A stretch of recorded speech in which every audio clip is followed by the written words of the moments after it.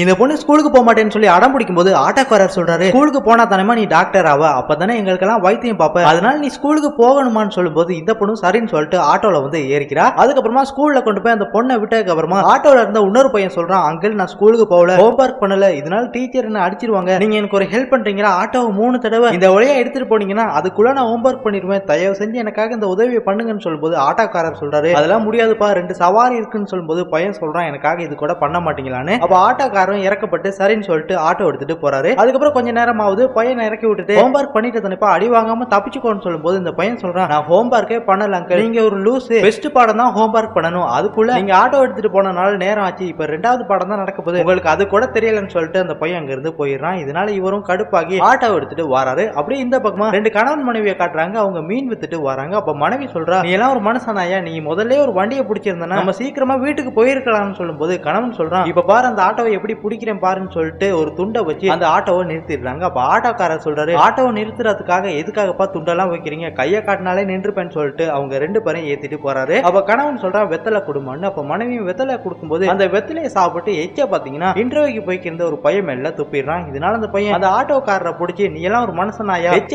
ஏமேலையே துப்புன்னு சொல்லும்போது அந்த ஆட்டோக்காரர் சொல்றாரு, நான் துப்பலப்பா, இந்த பையன் தான் துப்புனான்னு சொல்லும்போது இந்த மீன்காரரோட மனைவி சொல்றாங்க, எச்சி தானே பட்டுச்சு, இன்டர்வியூல மேனேஜர் சட்டையை பார்த்தா செலக்ட் பண்றாரு, ஏதாவது ஒரு ஆத்துல கும்மிட்டு போயான்னு சொல்லும்போது இதனால அந்த பையன் கடுப்பாகி அந்த ஆட்டோக்காரரை திட்டிட்டு அங்க இருந்து போயிடுறான். இப்படியே அடுத்த நாளாவது இவர் ஆட்டோக்கு இஎம்ஐ கட்டாதனால அந்த மேனேஜர் வந்து சொல்றான், இஎம்ஐ கட்டாம எங்கயா சுத்திக்கு இருக்க, ஆட்டோ குடு, இல்லாட்டி இஎம்ஐ கட்டு, உன்னை தேடி வீட்டுல வந்தாலும் வீட்டுல இருக்கிறதுல ஆட்டோ சாவியை குடியான்னு சொல்லும்போது ஆட்டோக்காரர் சொல்றாரு, இந்த ஆட்டோவை நம்பித்தான் என்னோட குடும்பமே இருக்கு, அதனால பெரிய மனசு பண்ணுங்க, எப்படியாவது நான் இஎம்ஐ கட்டிடுறேன்னு சொல்லும்போது மேனேஜர் சொல்றாரு, இன்னும் 2 நாள்ல இஎம்ஐ கட்டிடு, இல்லாட்டி உன்னோட ஆட்டோவை தூக்கிட்டு போயிருவேன்னு சொல்லி மிரட்டிட்டு அங்க இருந்து போயிடுறாரு. இப்படியே அடுத்த நாளாவது இந்த ஆட்டோக்காரர் பசங்களை ஏத்திட்டு ரொம்ப சோகமா வரும்போது பையன் கேட்கிறான், என்ன எதுக்காக சோகமா இருக்கீங்கன்னா, அப்ப ஆட்டோக்காரர் சொல்றாரு, அதெல்லாம் ஒண்ணும் இல்லப்பா, ஒரு சின்ன பிரச்சனைன்னு சொல்லும்போது இந்த பையன் சொல்றான், என்னன்னு சொல்லி சொல்லுங்கன்னு. அப்ப ஆட்டோக்காரர் சொல்றாரு, இஎம்ஐ கட்டலப்பா, அதனால ஆட்டோவை தூக்கிட்டு போயிருவாங்க, அதுதான் என்ன பண்றதுன்னு தெரியலன்னு. அதுக்கப்புறமா பையன் இறக்கி விட்டுட்டு பையனோட அம்மா கிட்ட சொல்றாங்க, இன்னும் 2 நாள் தான் ஆட்டோ வரும், அதுக்கப்புறம் என்ன பண்றதுன்னு எனக்கு தெரியல, வேற ஆட்டோவை பாத்துக்கோங்கம்மான்னு சொல்லிட்டு அங்க இருந்து வந்துடுறாரு. இப்படியே அடுத்த நாளாவது இந்த பையனோட அம்மா சொல்றாங்க, பையன் எல்லா விஷயத்தையும் சொன்னாங்க, ஆட்டோக்கு இஎம்ஐ கட்டலன்னு, இந்த பணத்தை வச்சு இஎம்ஐ கட்டுங்கன்னு சொல்லும்போது ஆட்டோக்காரர் சொல்றாரு, அதெல்லாம் வேணாமான்னு. அப்ப அம்மா சொல்றாங்க, என் பையனை சின்ன வயசுல இருந்து நீங்க தான் கூட்டிட்டு போறீங்க, நீங்க எங்க குடும்பத்துல ஒரு ஆள், அதனால பணத்தை வாங்கி தான் ஆகணும்னு சொல்லிட்டு பணத்தை கொடுக்குறாங்க. இதனால அவரும் ரொம்ப சந்தோஷப்பட்டு அந்த பணத்தை வாங்கிக்கிறாரு. அதுக்கப்புறமா அந்த சின்ன பொண்ணோட அம்மா சொல்றாங்க, ஆட்டோக்கு இஎம்ஐ கட்டலன்னு என் பொண்ணு சொன்னா அக்கௌண்ட்டுக்கு பணம் அனுப்பியிருக்கேன் பாருங்க அண்ணான்னு சொல்லும்போது இதை கேட்ட அந்த ஆட்டோக்காரன் ரொம்ப சந்தோஷப்பட்டு அவங்களுக்கு நன்றி சொல்றாரு.